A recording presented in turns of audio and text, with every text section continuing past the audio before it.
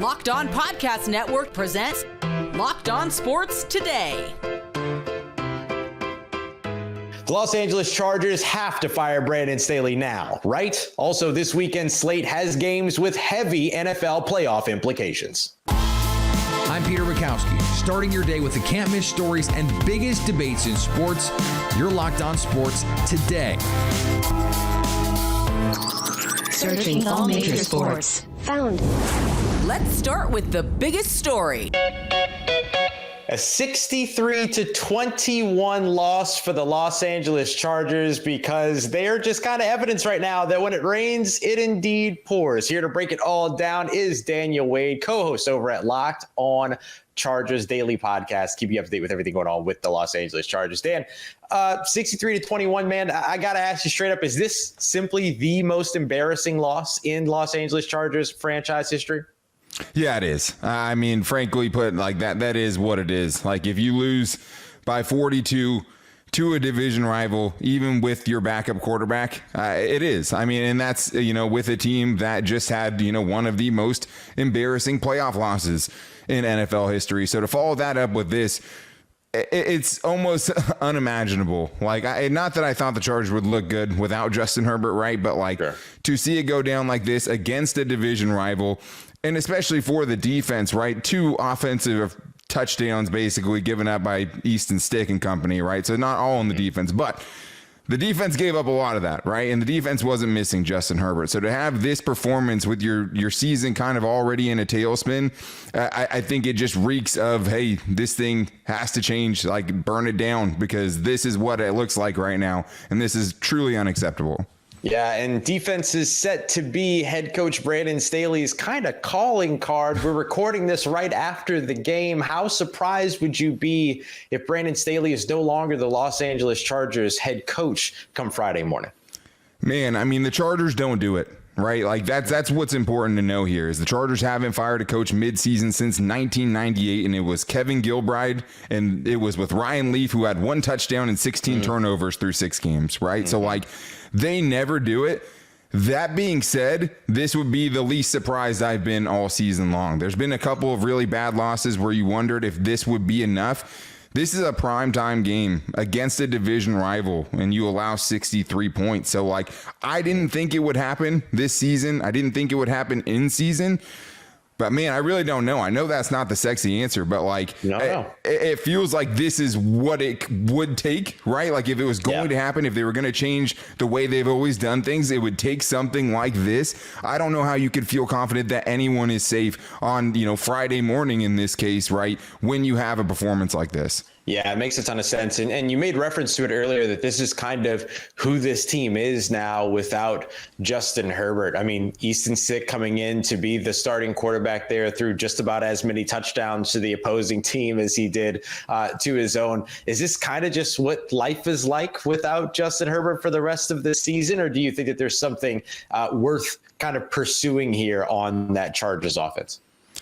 Man, it doesn't feel like there's any way it could have been put on a platter for the country to see how important Justin Herbert is, man. He should get MVP votes because of how this game went. Just seeing it that laid bare, right? Seeing the holes in this roster laid bare the way that we did, seeing what this team looks like without Justin Herbert kind of holding things together, right? It was startling because I thought it would be bad. Like I said, I didn't think it would be this bad. Justin Herbert is that important to this team, but one of the things we're going to talk about on Locked On Chargers is taking the tank too far, because the thing is being bad was always good for the Chargers over the last 4 games of the season. It didn't help them to win any more games with the playoffs out of the picture and their franchise quarterback hurt, right? The problem is how much less attractive does this job look after a performance like that, right? How much further away does this team look after a job like that? Does Bill Belichick think he could turn that around? Does Jim Harbaugh think he could turn that around? I think they took it too far. It was good for them to lose, but losing like that, I mean, I don't know who would want to sign up for this right now. Yeah, and one of the things that would make that job still so attractive are the proven veterans that they have on that team. But with a loss like this, and then without the franchise quarterback for the rest of the season, is there a chance that maybe even that part gets complicated and maybe some of those veterans start to jump ship over the offseason? Absolutely, yes. I mean, unequivocally, yes. The one that jumps to mind has to be Khalil Mack, right? The Athletic put out a great article a couple weeks ago about how Khalil Mack, after the game against the Jaguars last year where the Chargers blew a 27-0 lead, contemplated retirement, right? And a lot of that had to do with how he was playing. And this year, obviously, he's playing much better. He has 15 sacks this year. But,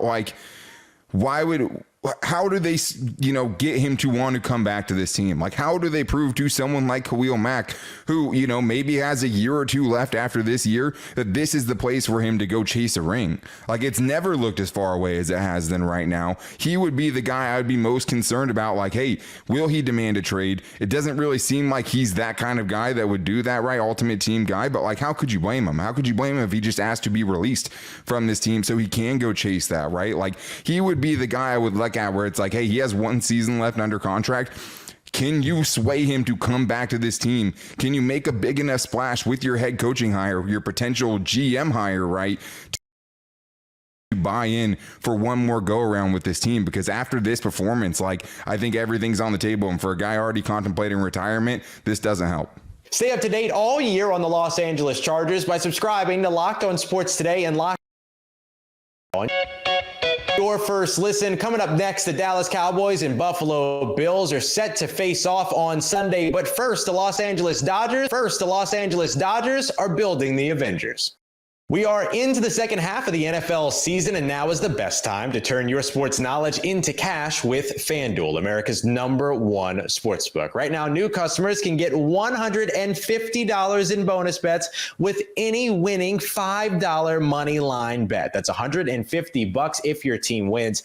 If you've been thinking about joining FanDuel, what are you waiting for? The app is super easy to use. There's a wide range of betting options, including spreads, player props, over-unders, teasers, and much more. There's also a lot of weekly promos and boosts to give you plenty of opportunity to increase your payment. This week, the New Orleans Saints are inexplicably 6-point favorites over the New York Giants this Sunday. That might be a spread worth looking into. And now you can also combine bets for a bigger payout. Same game parlays are a great way to enjoy watching sports. So visit FanDuel.com/lockedon and do the NFL season right with FanDuel, official partner of the NFL. Locked On has launched the first ever national sports 24/7 streaming channel on YouTube. Locked On Sports Today is here for you 24/7, covering the top sports stories of the day with the local experts of Locked On and the national shows covering every league. Go to Locked On Sports Today on YouTube and subscribe to the first ever national sports 24/7 streaming channel.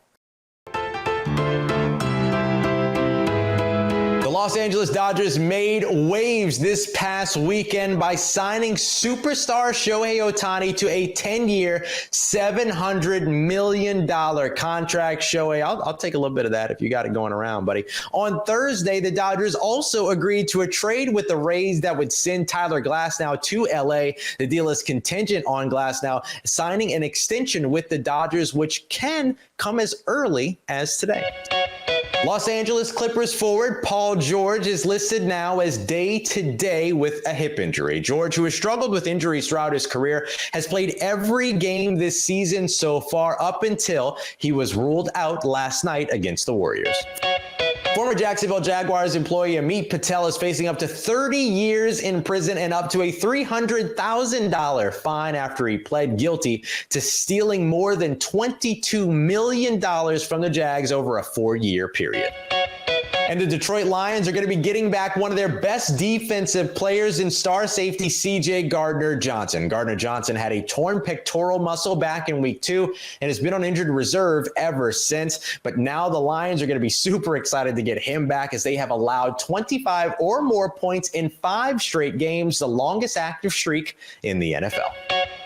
Dallas Cowboys and the Buffalo Bills set for the national stage Sunday afternoon. Should be an absolute blast, and this is going to be an absolute blast. Breaking it all down with my good friend Marcus Mosher, co-host over at Locked On Cowboys, which you can find free and available wherever you get your podcast here on the Locked On Podcast Network, your team every day. Marcus, obviously a huge game coming up on Sunday. The Dallas Cowboys matching up with a Buffalo Bills team that has looked a little bit more vulnerable than they have in the recent past. What are you looking at for this matchup in terms of the deciding factor in Dallas being able to maintain this big run they've gone on here recently? Can the Cowboys contain Josh Allen? I know the season's been a little bit up and down for him with some of the turnovers, not all his fault, but it's a very hit or miss offense. But Josh Allen is terrifying. We saw some of the plays that he made against the Chiefs last week.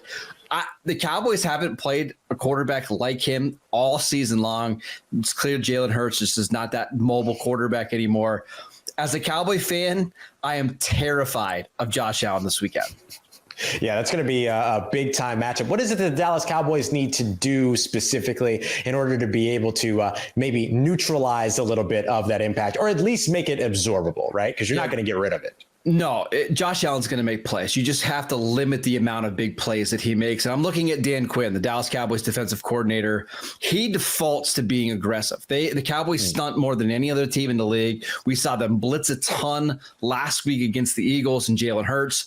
Can they be a disciplined defense, get pressure with the front four, keep Josh Allen inside the pocket? That's what I want to see. We know that this defense loves to try to get after the quarterback, but blitzing Josh Allen isn't always the smartest thing to do because he can get outside the pocket and make plays with his arms and his legs. I want to see what does Dan Quinn try to do to neutralize Josh Allen in this game. Now, while the Dallas Cowboys try to ward off the former MVP candidate, type of performance from Josh Allen, they've got a big-time MVP candidate. In fact, our friends over at FanDuel have Dak Prescott as the favorite to win MVP. How refreshing is that to see, and how encouraging is that to see from a quarterback that's been a little bit embattled in the city of Dallas?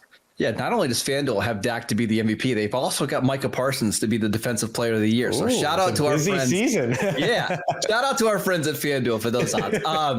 Yeah, this is the best I've ever seen Dak play. He's comfortable in the offense. The offensive line is healthy. They're giving him plenty of time to throw the ball. He's passed basically every test this year. The only one that he hasn't passed yet is going on the road against a really good opponent and winning there. We saw against the 49ers this year, played really bad. Got blown out in that game. Against Philadelphia, he actually played well. The Cowboys did not win that game against the Eagles. I want to see him go to Buffalo in colder weather, a windy stadium, go out and have a really solid game, keep the offense on track, because if he does, I expect the Cowboys to win this one. Do you have an idea of what it is that's sort of been the switch that's flipped for Dak? Yeah, it's just getting him into a rhythm earlier in these.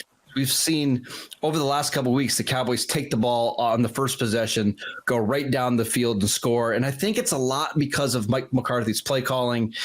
They're just not running the ball as much on first down, and on second down, they're getting Dak some easy passes to help him get into a rhythm. And then you're starting to see the offense open up. You get the defense on their heels, take shots down the field to Jake Ferguson and to Brandon Cooks. I've got to give Mike McCarthy a lot of credit. I think he's done a wonderful job of making Dak feel comfortable in this offense, where some of the other coordinators and some of the other head coaches in Dallas didn't always do that. Yeah, a little bit of complimentary football ain't never hurt nobody.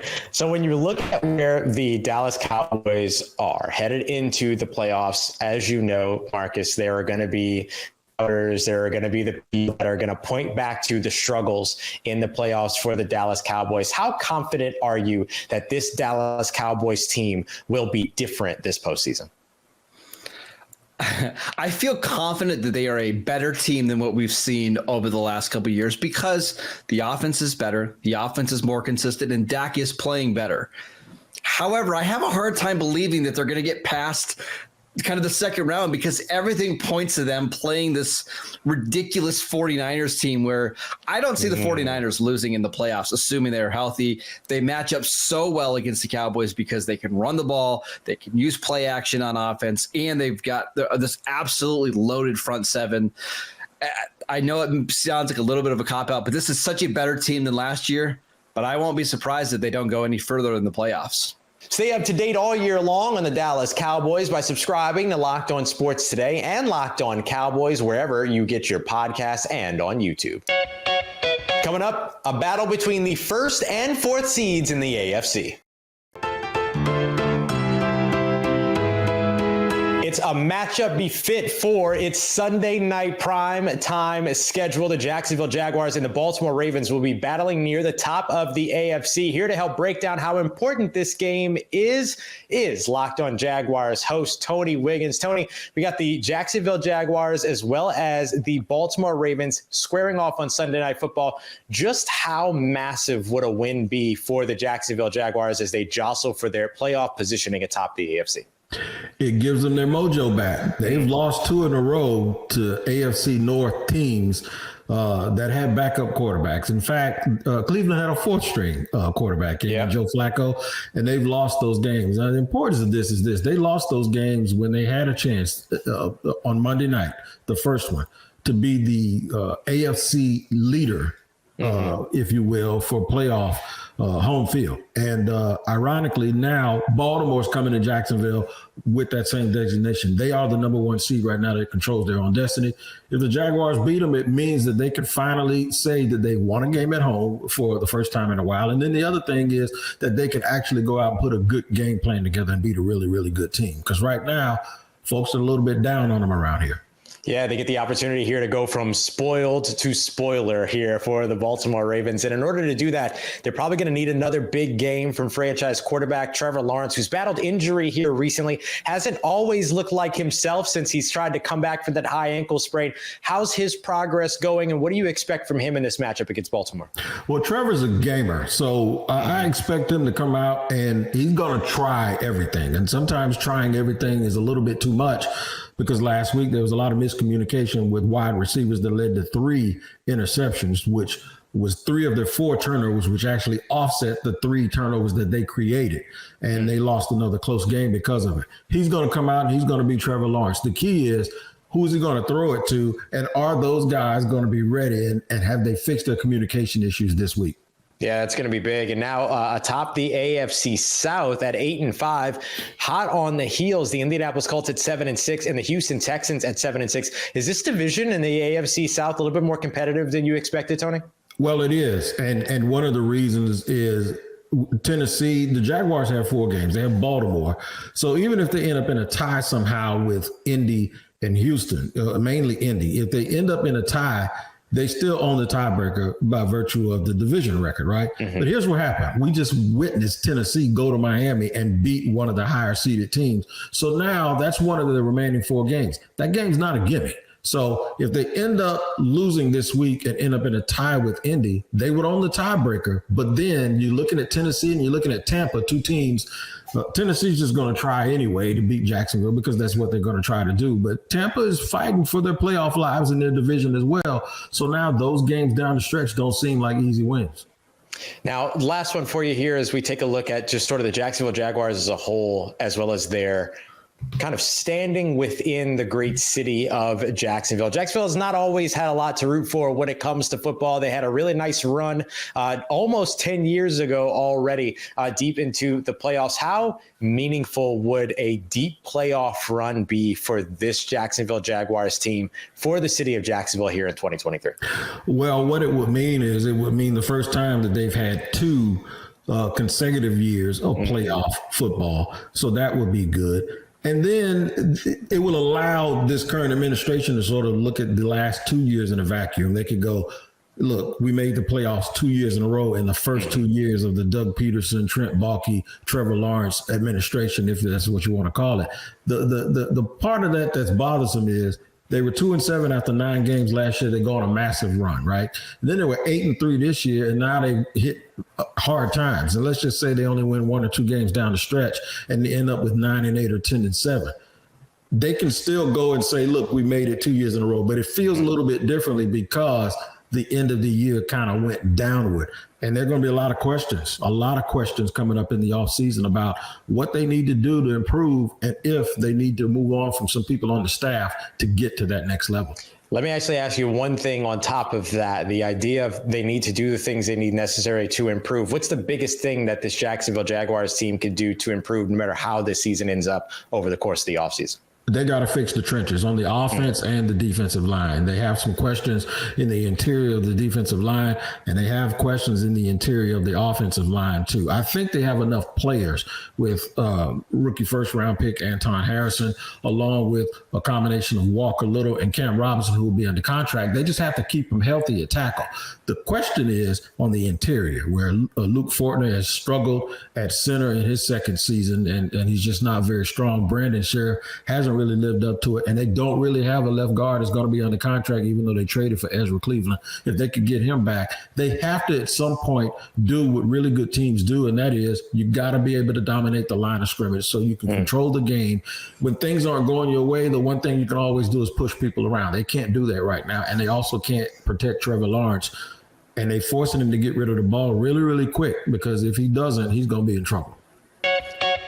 Giannis Antetokounmpo scored 64 points on Wednesday night and then proceeded to sprint into the Indiana Pacers tunnel to retrieve the game ball, which he thought the Pacers had taken back to their locker room. So after causing a scene, sprinting into the tunnel, yelling at a Pacers coach and star Tyrese Halliburton, Giannis did indeed get the game ball, which turns out was in the Bucks locker room the entire time. Locked On has launched the first national sports 24/7 streaming channel on YouTube. Locked On Sports Today is here for you 24/7, covering all the top sports stories with the local experts of Locked On and the national shows covering each and every league. Go to Locked On Sports Today on YouTube and subscribe to the first ever national sports 24/7 streaming channel. Coming up on the next Locked On Sports Today, the NFL playoff picture is looking more clear. So at least until tomorrow, stay locked on sports today.